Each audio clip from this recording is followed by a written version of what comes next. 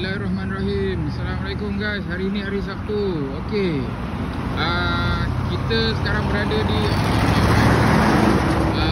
di Jalan Dengkil Kajang Lama. Ini sana Dengkil dan ke sana kita boleh keluar ke Bangi, ke Kajang semua ya. Okey, saya nak tunjukkan satu spot. Kita jual rambutan guys pagi ni. Ini dah seminggu dah.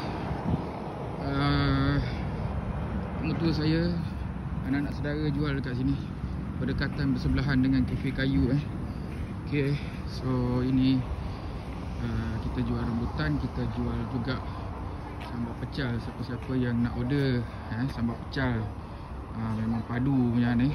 Okay, ready pack. Sambal saja 500 gram RM15, sambal saja 200 gram RM6. Okay, boleh order untuk tempahan. Call lah Kak ipar saya, Kak Ijah dengan anak dia. Okay.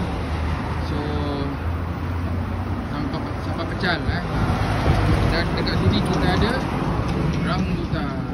Okay, rambutan kuning guys. Datangnya daripada mana? Datangnya daripada sana. Ini ada pokok-pokok rambutan kuning, dan dekat sebelah sana ada rambutan merah. So ini fresh, kita ambil hari ni,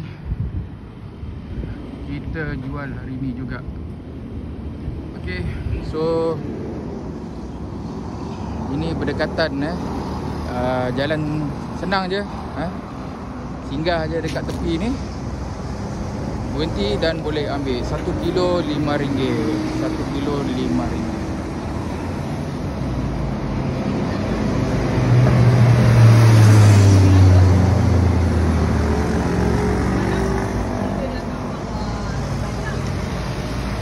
Okay guys, insyaAllah selagi ada kita jual.